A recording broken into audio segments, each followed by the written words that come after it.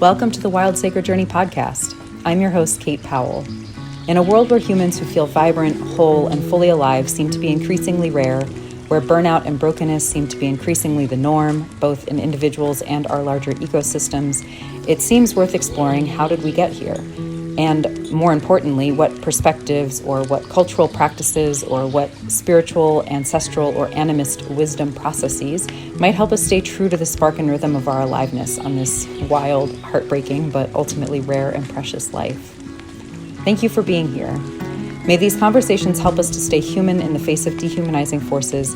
May they nourish our wild, tender hearts, and may they plant seeds which flourish into a more regenerative and vibrant future.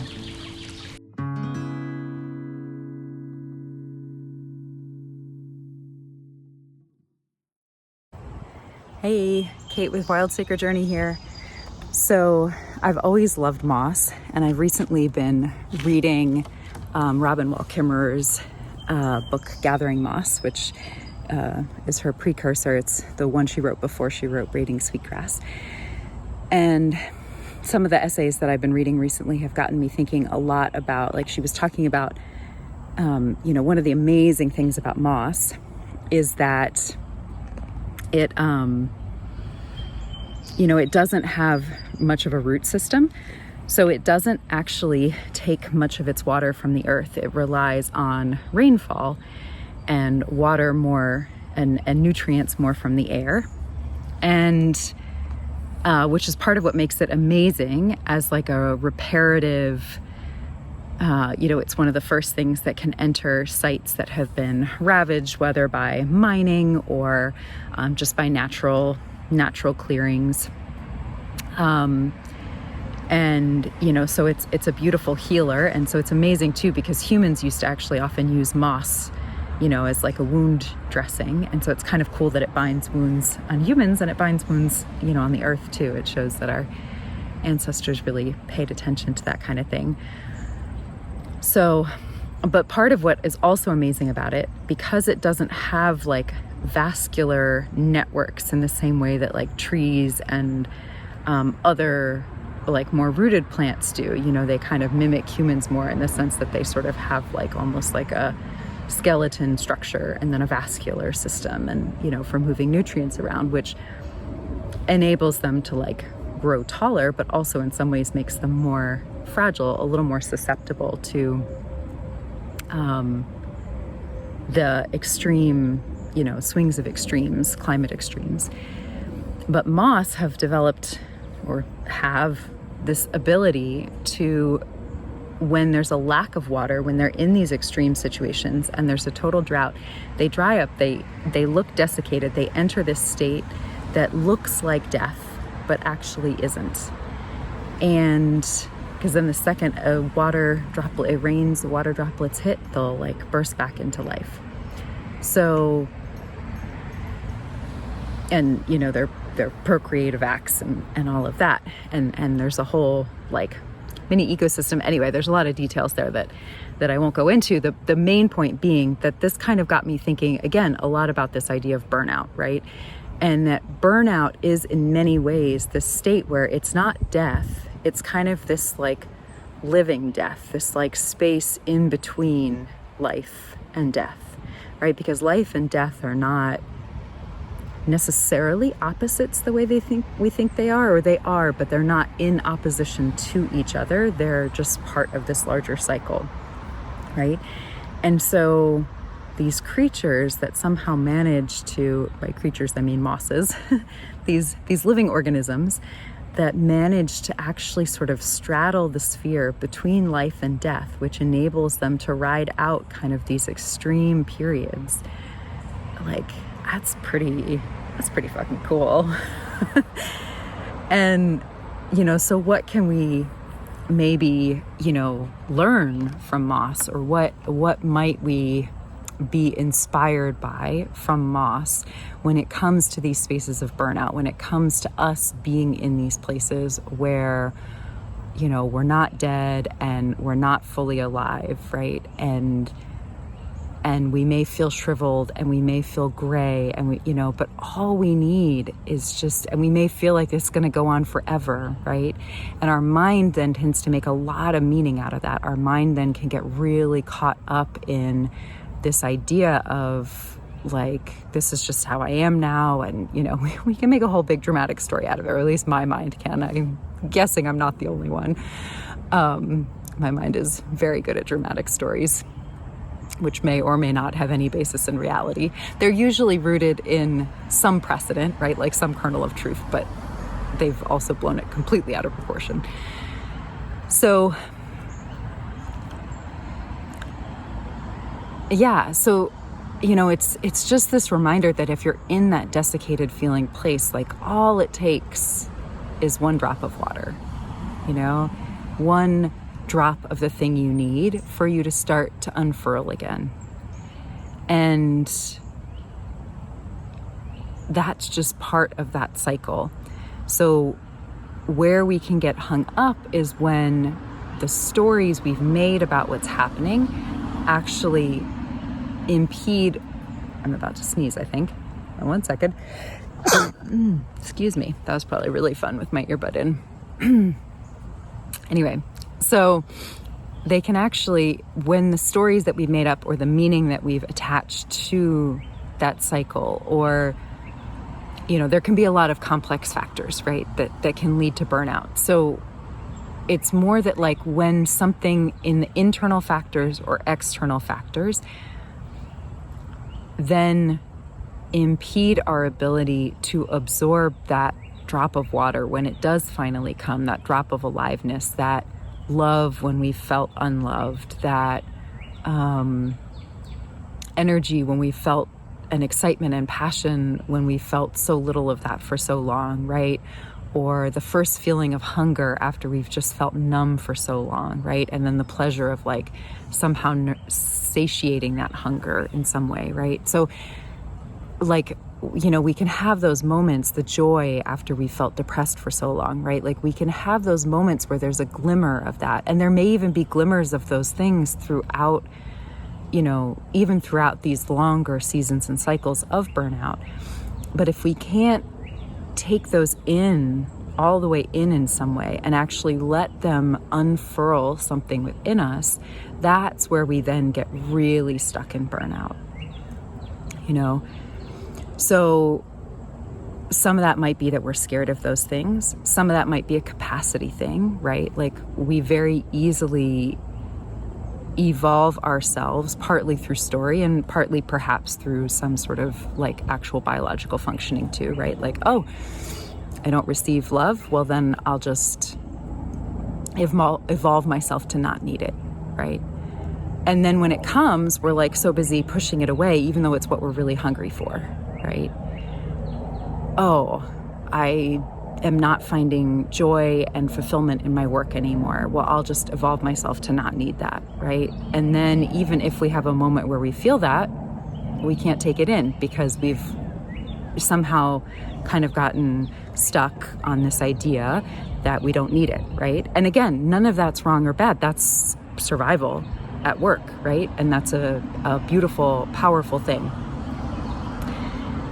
And we probably do actually need it, right? I don't know a single human who can actually survive without love. I don't know a single human who can actually survive without some amount of joy and fulfillment, right? And this goes beyond surviving too, right? Like this is also a question of thriving. So yes, you might be surviving, but are you thriving? And if we're surviving for too long, just surviving, that's when we start to get even more into burnout.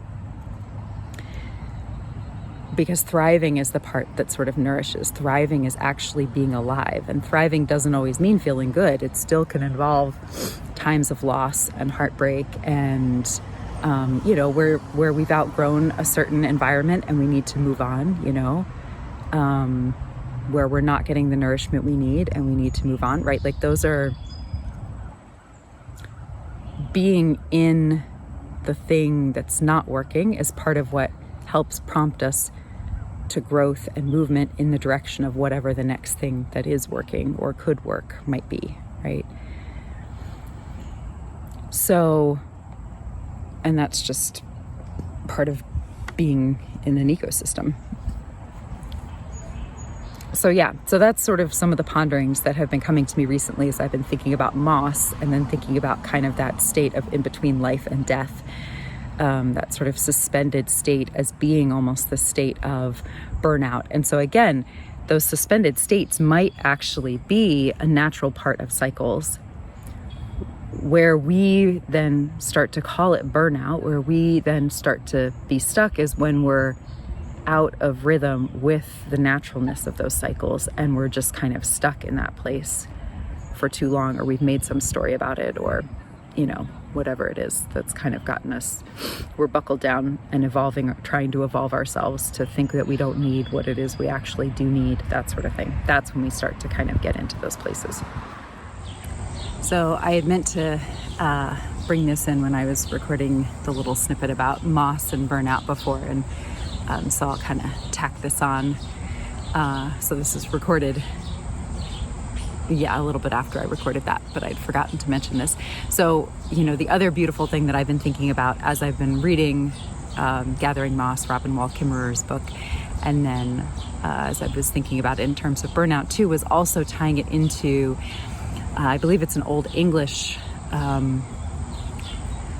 folk tale called Mossy Coat, and it's basically, the plot is pretty much what most of us would more be familiar with as the Cinderella plot, but it's the idea that this young woman, from the moment she's born, her mother starts weaving her, unbeknownst to the young woman, starts weaving her a coat made of moss and gold thread. And then when the young woman finally becomes of age, she's really beautiful. This creepy old man in the village wants to marry her. He's a lech. He's nothing anybody would want to marry. She's terrified. She can't figure out how to say no. And so her mother gives her sort of a task each day to kind of put him off, right? So the first day she asks for, a beautiful dress to get married in. The second day she asks and then tells him, and then if you bring me that perfectly fit, then I'll marry you. Then she asks him for a beautiful dress that, after the wedding, like kind of to go away in. And she says, if you bring me that, I'll marry you. And it has to fit perfectly, all of that. And he, and then the third day she asks for a beautiful pair of shoes, fit just right. And, so there's kind of these three tasks, and each one she manages to complete, much to this young woman, much to Mossy Coat's horror and dismay. But then her mother, the final day when he brings the shoes, she's, the mother says, oh, tell him you'll marry him at 10 a.m. tomorrow, And so Mossy Coat does. The mother knows that all she needs is one more night to finish this coat. So the mother works all through the night finishing this coat. The next morning, the young girl gets up, horrified that today is going to be her wedding day. The mother says, no, dear, and she gives her the mossy coat, basically tells her to pack up her dresses, the nice shoes, and sends her out into the world. And the coat's turns out to be sort of a magic coat that can help her travel long distances, and will take her where she needs to go. When she gets there, she gets invited into work at this manor house. The servants there are very mean to her, even though the owners, the lord and lady and their son are actually very kind, although she only meets the lady at that point. But anyway, she goes through a period where her coat remains hidden, her mossy coat remains hidden. And she gets mistreated and she gets dumped on, and she, but she maintains sort of her general sweetness of demeanor. She's covered in gray ash, right? So here's that desiccated moss. And then the ball comes, and, there's 3 nights for the ball, and each night she uses the magic of her mossy coat to put the other servants to sleep, and she puts on her beautiful, well, the first night she doesn't go, then the second 2 nights she does, the second and third night she does, and she puts on each of her beautiful dresses and goes, and of course she has to come back, and and of course the young lord of the manor falls in love with her, and the final night she leaves one of her beautiful shoes behind, and so because the shoe's a perfect fit, that's how eventually they find her. So we're familiar with the general outline of the story, but there's something about the idea of the mossy coat, right? And what moss means. And so, I mentioned earlier that idea of moss being something that can bind wounds, of moss being something that can go for long periods without like the love and nourishment that it needs before it, kind of just then comes back alive again, right? So there's something about the resilience of the moss and the way it flows like with water, probably, which seems a little magic, the way it can, suddenly crop up in unexpected places, right? That probably seems a lot like magic. And because it kind of helps bridge that gap between that aliveness and that death, because it's a plant that both for the earth and the human body can sort of help to bind wounds, and keep wounds clean. It's actually the perfect plant too to be supporting someone through an initiation, right? Because that story is actually the story of initiation. It's the story of being raised in a protective environment and then being kind of sent out into the world with nothing more than the gifts, the blessing, the love, the skills, whatever you've managed to kind of be given by your family, by the one who nourished you. And then it's your turn to go out in the world and find your place in things, and to overcome obstacles, and to have to like dig deep within yourself and find who you are and what you stand for, right? And so there's something about the moss that kind of helps bridge that gap. And then moss too, part of their role in the ecosystem, they grow on stones, right? And slowly they're breaking down the stones, right? So there's a slow breaking down of obstacles. There's a returning of things that have become solidified, like over a long geological scale time, right? A taking things that have been solidified and returning them back more to dust, returning them back to fertile soil, breaking them down in some way. So this ties a little bit less directly in with the idea of burnout. I sort of, unpack that a little bit more, but with this idea that a lot of these stories, a lot of this cultural ancestral wisdom for navigating the things that often in our modern age, without that cultural wisdom, we end up burnt out, right? So the things that take us to burnout these days, there's actually cultural wisdom, there's actually nature-based wisdom in our stories or in the environment that we can see if we can track and find the threads of that, so that they help us remember how to be in a different relationship with ourselves and with the world, so that then we aren't ending up in burnout. We're able to navigate these liminal spaces, these transitional spaces a little bit differently. We're able to, navigate some of these ups and downs. So I just wanted to kind of share that story too, because I do love, I've just been really loving how this, moss is just like weaving itself, so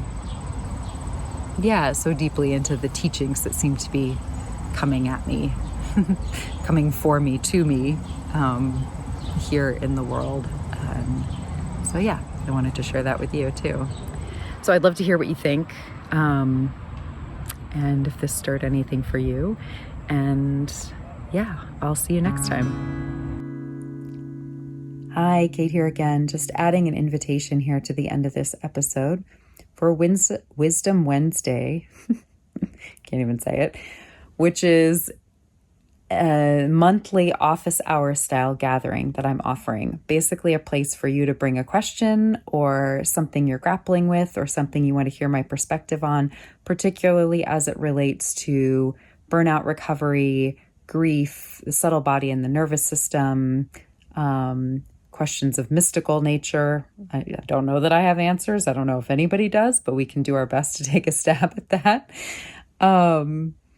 So it's a place for you. And, if you're listening to these podcast episodes and you had an aha that you want some support processing, or something that you want to hear me say more about that's not clear, this could be a great place to bring those questions.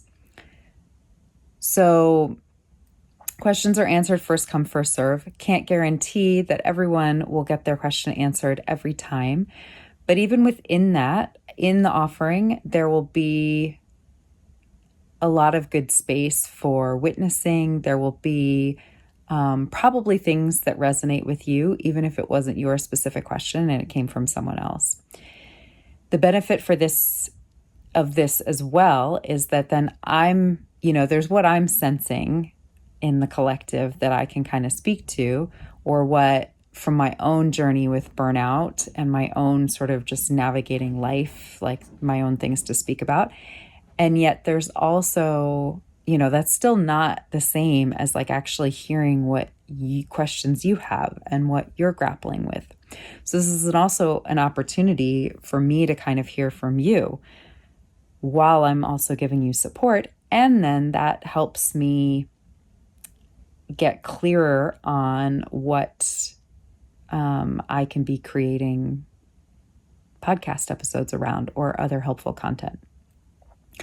So if you want to find out more about the offering, what it is, what it's not, what you can expect, if it's for you, I make my best effort to sort of help you discern that at www.wildsacredjourney.com/wisdom-Wednesdays. And I'll have that link down in the show notes. So if you're interested in spending a little bit more time with me, it's the first Wednesday of every month or most months. And I would love to see you there. So let me know if you have any questions. Check out the website and hope to be in conversation with you soon.